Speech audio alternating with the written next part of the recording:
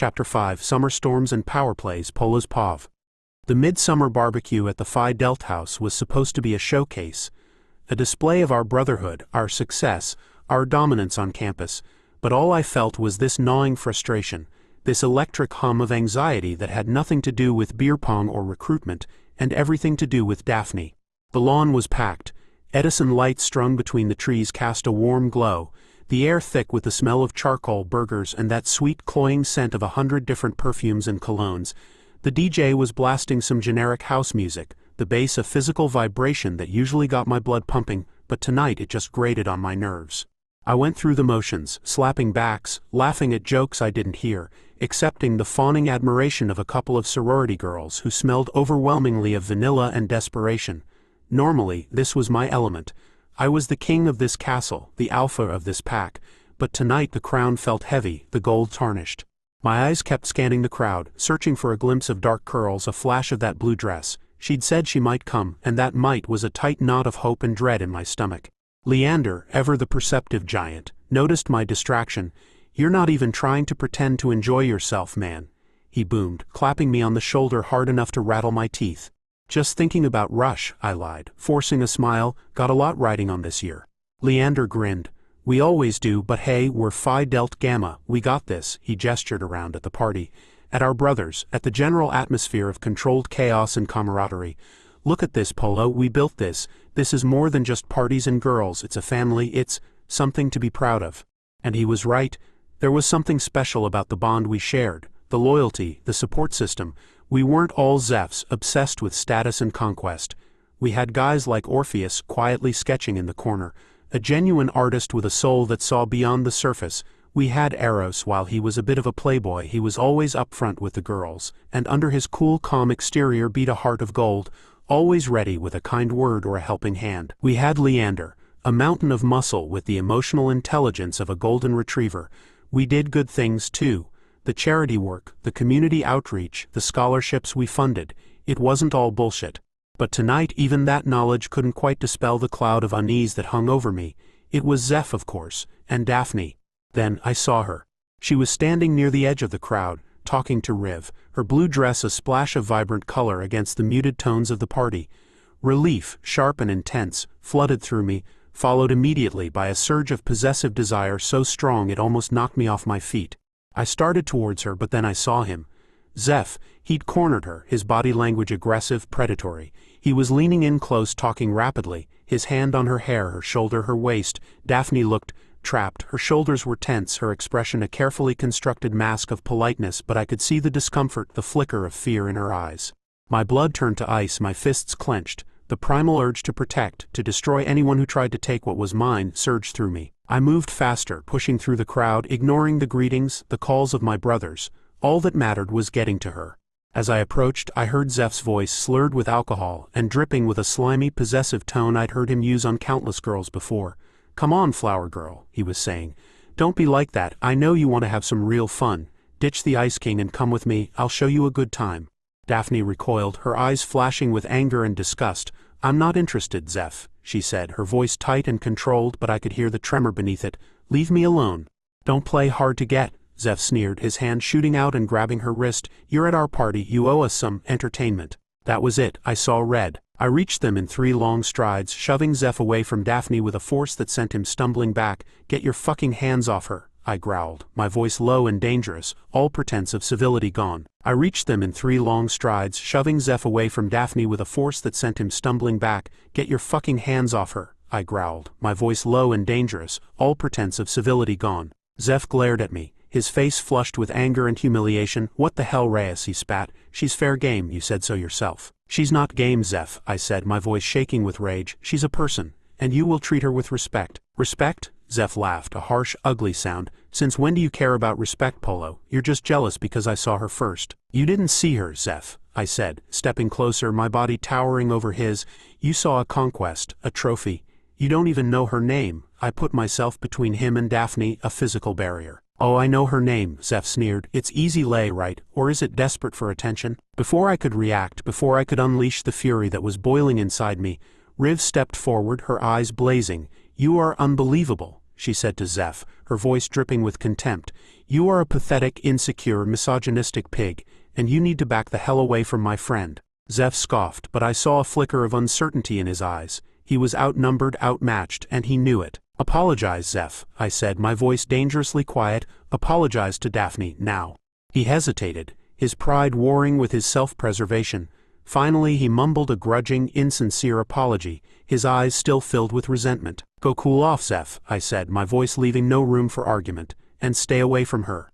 Zeph glared at me for a moment longer, then turned and stalked off, disappearing into the crowd. I turned to Daphne, my anger fading, replaced by concern. Are you okay? I asked, my voice softening. She nodded, but her eyes were wide, her face pale. I'm fine, she said, her voice a little shaky, just shaken up. He won't bother you again, I said, my voice firm, a promise. I'll make sure of it. I wanted to take her in my arms, to hold her close, to reassure her, but I knew I couldn't. Not here, not like this. Let's get you away from here, I said instead. I gently took her arm, leading her away from the noise and the crowd towards the quieter edge of the lawn, towards the darkness, towards a semblance of privacy. I needed to make things right.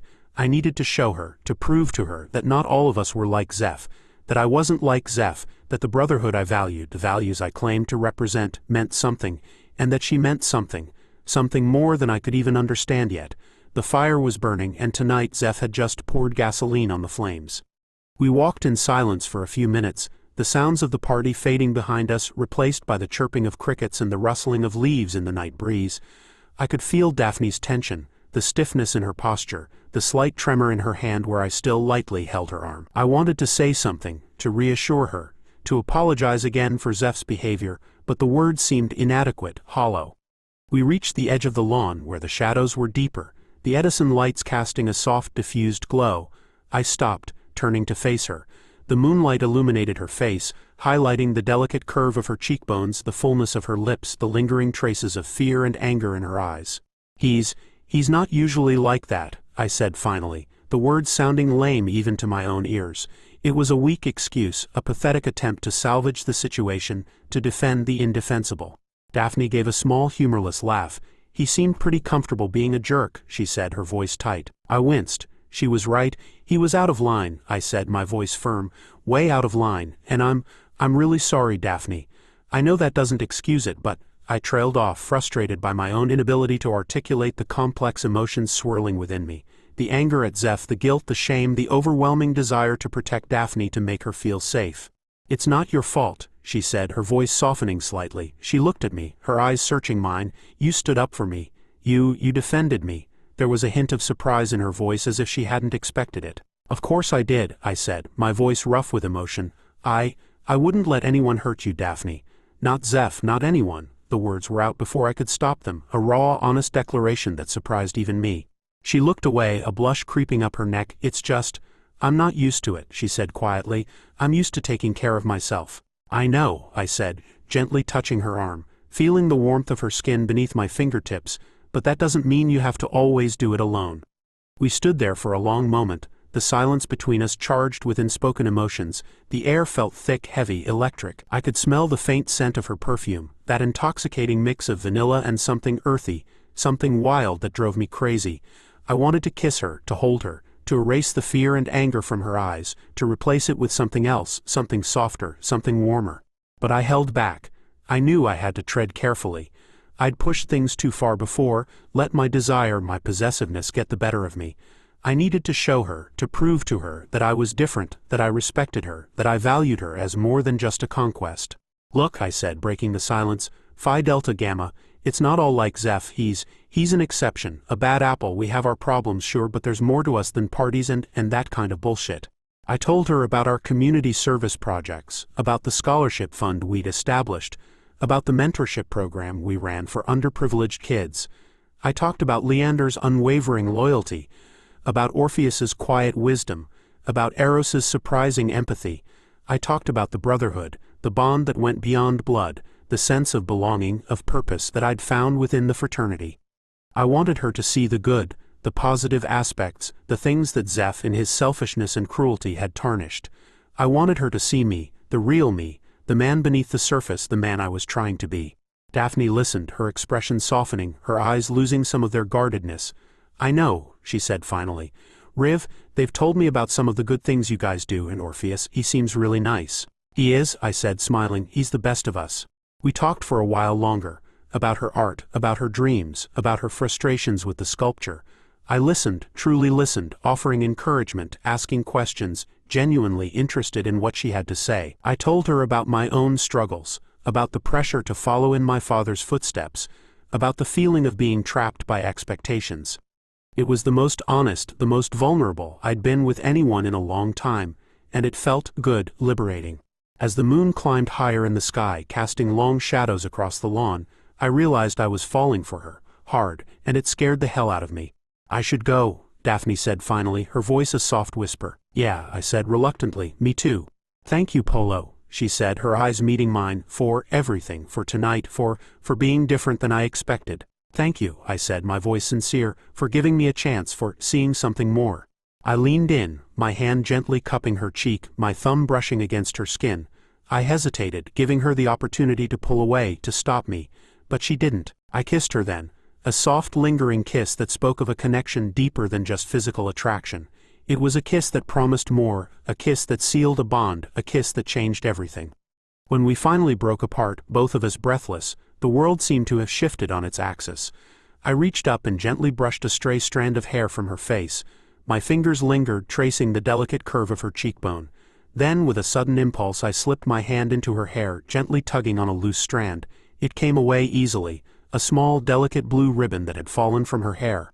Without thinking, I tucked it into my pocket, a small, insignificant gesture, but one that held a profound meaning for me. It was a keepsake, a reminder of this moment, of the connection we shared, a tiny piece of her that I could hold onto, a secret treasure to cherish. Daphne began, her voice a shaky whisper. Don't say anything, I said, gently placing a finger against her lips. Not yet. I wanted to savor this moment, this feeling of connection, before the inevitable complications arose, before Zeph's poison seeped into the fragile foundation we were building. But as if summoned by my thoughts, footsteps approached, shattering the quiet intimacy. I pulled Daphne further into the shadows, concealing us from view. A group of people, laughing and soaked from a sudden downpour, stumbled past. I recognized Zeus's booming voice and the giggles of his companions. Relief washed over me that it wasn't Zeph, but a strange resentment lingered. They were interrupting something precious, something fragile. Once they were gone, I turned back to Daphne, a wry smile touching my lips. Looks like our interlude is over, I said, the unspoken promise hanging heavy in the air. For now. I helped her adjust her dress, my hands lingering on her shoulders, a subtle reminder of the intimacy we'd shared. I should find Riv, she said, her voice still shaky. Of course, I said, my gaze holding hers, but before you go, I leaned in, my lips brushing against her ear. This isn't over, Daphne, not by a long shot, this is just the beginning. I let her go, watching her walk away. The sway of her hips, the curve of her back, etched in my memory. I knew she felt it too, this undeniable pull, this magnetic force. And I knew with absolute certainty that this was just the beginning of something complicated, something challenging, something potentially explosive. But I also knew, with a certainty that resonated deep within my soul, that it was worth it, every risk, every obstacle, every potential heartbreak. I watched her disappear into the darkness, and I knew that my life, my carefully planned, predictable life, had been irrevocably altered. The gilded cage had been shattered, and I was finally, terrifyingly free. And it was all because of her. I finally turned and walked back towards the chapter house. The air felt different now, charged with a new energy, a new awareness. I saw Leander and Orpheus standing on the front porch, talking quietly. They both looked up as I approached, their expressions shifting from casual conversation to something else, concern, curiosity. Everything all right, man? Leander asked, his voice unusually subdued. You look like you've seen a ghost. Better, I said, a slow smile spreading across my face. I feel like I've just been resurrected. Orpheus raised an eyebrow, a knowing look in his eyes. Daphne, he asked softly. I nodded, unable to suppress the grin that threatened to split my face in two. Yeah, Daphne. Leander let out a low whistle. Damn, Polo, you actually did it. You found someone who got to you. Yeah, I said, my voice a little rough. I think I did. Orpheus clapped me on the shoulder. Good for you, man. Just be careful, Zeph's not going to let this go. His words were a splash of cold water on the fire of my euphoria. I knew he was right. Zeph wasn't the type to back down, to accept defeat. He was a vindictive, spiteful, and I had just taken something he considered his. I know, I said, my smile fading, but I'm not going to let him ruin this. I'm not going to let him hurt her. He's already trying, a new voice said. I turned to see Eros standing behind me, his usual cool and calm energy giving off a somber intensity. What do you mean? I asked, a knot of dread tightening in my stomach. Eros glanced around as if checking for eavesdroppers, then lowered his voice. I overheard him talking to some of the other guys. He's spreading rumors about Daphne, about you, about last night.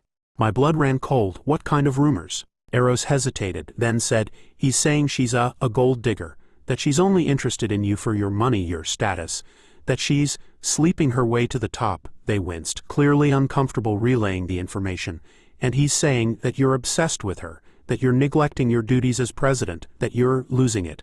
Rage, hot and immediate, surged through me. I clenched my fists, my nails digging into my palms. He's lying, I growled. He's a goddamn liar. I know, Eros said, his voice soothing. We all know, but rumors spread, especially in a place like this. And Zeph, he's good at manipulating people. He's good at planting seeds of doubt. Leander slammed his fist on the nearby table, making the empty cups jump. That son of a bitch, he said, his voice booming. I'll break his damn neck. No, I said, shaking my head. I needed a plan. A strategy. I needed to protect Daphne, to protect our, whatever this was, this fragile, budding connection that had the potential to be something incredible, something life-changing, and I needed to do it without stooping to Zeph's level, without resorting to his tactics. We need to counter the rumors, Orpheus said, his voice thoughtful. Show people the truth, show them who Daphne really is. And show them who Zeph really is, Eros added, a glint of steel in his eyes. Orpheus nodded, his eyes filled with understanding. We're with you, Polo, all the way. I felt a surge of gratitude, of brotherhood, of renewed determination. This wasn't just about me and Daphne anymore. It was about challenging the toxic elements within our fraternity, about standing up for what was right, about fighting for something real. The fire that Daphne had ignited within me was burning stronger than ever, a roaring inferno that wouldn't be extinguished. Zeph had made a mistake. He'd underestimated me. He'd underestimated us, and he was about to learn a very valuable lesson. You don't mess with a Phi Delt Gamma, especially when he's protecting what's his, and Daphne, whether she knew it or not, was mine. Speaking of Daphne, I saw her walking around the side of the house. I watched her cross the street and walk away, Riv at her side, her blue dress a fading splash of color against the darkening lawn. The image of her, flushed and breathless, her eyes wide and vulnerable, her body trembling beneath my touch, was burned into my mind. The taste of her, the scent of her skin, the feel of her in my hands, it was intoxicating, addictive. I ran a hand through my damp hair, feeling the phantom weight of her fingers tangled in the strands. And the ribbon. I reached into my pocket, my fingers brushing against the soft fabric. A trophy, a promise, a goddamn electric shock. You look like the cat that got the cream, a voice drawled, laced with cynicism. Zeph, of course. I turned to face him, forcing a casual smile. Just enjoying the party, Zeph. You should try it sometime. Zeph snorted, his eyes narrowed, taking in my disheveled appearance. Don't bullshit me, Reyes. You were with her, weren't you? The flower. I didn't bother to deny it. Maybe, I said, my voice deliberately nonchalant. Zeph's face twisted with a mixture of anger and something else. Envy, resentment. You're playing a dangerous game, Polo, he said, his voice low and threatening. He then walked down the front steps toward a group of freshman girls, his glittering smile firmly in place. I watched him go, feeling a mixture of anger, disgust, and pity. I took a deep breath, trying to shake off the encounter, trying to recapture the feeling of euphoria, of connection I'd experienced with Daphne, but the encounter with Zeph had cast a shadow, a dark cloud over the evening. He doesn't understand, I said, my voice rough. He thinks it's just about sex, about conquest. It's more than that. Orpheus smiled, a sad knowing smile. I know, he said. I see it, and it scares him, because he doesn't understand it. He's never felt it. Have you? I asked, surprised by my own vulnerability, by my need for his understanding. Orpheus looked away. Nah, he said softly, but my parents were desperately in love. We stood in silence for a moment, the sounds of the party swirling around us, a distant hum. Orpheus had lost both his parents when he was young. Some kind of accident. No one knew exactly what happened. Orpheus didn't like to talk about it. Don't let him ruin it, Polo, Eros said finally, his voice earnest. Don't let Zeph's bitterness poison something real. I won't, I said, my voice firm, my resolve hardening. I don't want him to hurt her, I said, the words raw, honest. The protectiveness I felt towards Daphne was overwhelming, a visceral instinct that surprised me with its intensity. Then protect her, Orpheus said simply. Show her who you really are, show her that you're not like him. Show her that you're worthy. His words struck a chord, resonating deep within me. Worthy, that was the crux of it, wasn't it? I'd spent my life striving for external validation, grades, accolades, social status, but with Daphne it was different. She saw through the facade, the carefully constructed image. She challenged me, pushed me, made me question everything I thought I knew about myself, and that, I realized, was what I craved. Not just her body, though I desired her fiercely, but her respect, her trust, her affection. The thought was both exhilarating and terrifying. I looked back towards the woods, towards the spot where I'd held Daphne in my arms, where I'd felt a connection so intense, so powerful, it had shaken me to my core. The rain had stopped, and the clouds were beginning to clear, revealing a sliver of moon, a scattering of stars. I knew this was just the beginning. The storm had broken, but the aftermath, the fallout, was yet to come. Zeph was a threat, a snake in the grass, and I knew I'd have to watch my back. But I also knew that what I felt for Daphne, what I wanted with Daphne, was worth fighting for. It was a risk, a gamble, but I was all in. I was ready to play the game, to face the challenges, to weather the storms. Because for the first time in a long time, I felt truly alive, and I wasn't going to let that feeling go, no matter the cost. The ribbon in my pocket was a reminder, a talisman, a promise of what was to come, and I was going to keep that promise. The party was circling the drain. The rain had scattered most of the guests, leaving behind the diehards and the cleanup crew, mostly us Phi Delts. I was mechanically tossing soggy Solo cups into a trash bag, the repetitive motion a welcome distraction from the whirlwind in my head. Daphne, Zeph, the kiss, the ribbon. I kept touching my pocket, feeling the faint outline of the fabric, a physical reminder of the raw, untamed passion that had exploded between us. But alongside the exhilaration, a cold knot of anxiety was tightening in my gut. Zeph's words, his threats, echoed in my mind. He wasn't just going to roll over and accept defeat. He was a vindictive bastard, and he had a talent for manipulation. He's jealous, you know, Orpheus had said earlier, and he was right. Zeph was consumed by envy, not just for Daphne, but for me, for my position, my confidence, my connection with her. A connection he couldn't comprehend, couldn't replicate. Eros's warning about the rumors added another layer of urgency. Zeph wouldn't hesitate to smear Daphne's reputation, to paint her as a gold digger, a social climber, anything to undermine her, to get to me. I slammed a trash bag shut, the sudden movement making Leander look up from where he was wrestling with a collapsed tent. Easy there, killer, he said, a hint of concern in his voice. You're gonna rip those bags. Just thinking, I muttered, running a hand through my damp hair. About Zeph? Leander asked, his gaze knowing. I nodded. He's not going to let this go, Leander. He's going to try something. Leander sighed, his broad shoulders slumping. Yeah, I know, he's been off the rails lately, more than usual. We need to protect her, I said, the words coming out with a fierce intensity that surprised even me. Daphne, we need to make sure he can't hurt her. Leander met my gaze, his expression serious. We will, Polo, we've got your back, and hers. That was the thing about Phi Delta Gamma, the thing that Zeph, in his self-absorbed ambition, had forgotten. It wasn't just about parties and prestige. It was about brotherhood, about loyalty, about protecting our own. And Daphne, whether she knew it or not, was now under our protection. Orpheus joined us, his sketchbook tucked under his arm. I think, he said slowly, it's time for a more proactive approach. What do you mean? I asked. He gave me a long, considering look. You need to make a statement, Polo. Something bold, something public. Something that leaves no room for doubt about where you stand, about how you feel about Daphne. I knew instantly what he was suggesting. The charity gala, the annual black tie fundraiser for the Children's Hospital. It was the social event of the summer, attended by all the Kingsbridge elite, including my parents. It was perfect, and terrifying. Bringing Daphne as my date would be a declaration of war. It would be throwing down the gauntlet, not just to Zeph, but to my father, to the entire suffocating world of expectations I'd been trying to escape. It would be exposing Daphne to the whispers, the judgments, the snobbery of that crowd. But it was also the only way to silence the rumors, to show everyone, including Daphne, that I was serious, that I wasn't playing games, that she wasn't just a conquest. The gala, I said, the words tasting like a mixture of fear and exhilaration. I'll ask her to the gala. Leander let out a low whistle. That's bold, even for you, Polo. It's necessary, I said, my resolve hardening. It's the only way to shut Zeph down, to protect Daphne, and to show her how I feel. The last part was harder to say, a vulnerability I wasn't used to exposing. Eros, who had rejoined us, grinned. Operation Get Polo a Girlfriend is officially a go, they announced, his eyes sparkling with mischief, and I, for one, am here for it. It's not a game, Eros, I said, but there was a hint of a smile on my lips. Oh, it's definitely a game, darling, Eros corrected, winking, but it's a game with very high stakes, and you, my friend, are playing to win. I looked at my brothers, my friends, the people I trusted most in the world, Leander, the loyal giant, Orpheus, the wise observer, Eros, the consummate strategist. They were my support system, my shield, my family. We're with you, Polo, Leander said, his voice firm. Whatever you need. Just tell us what to do, Eros added, their grin widening.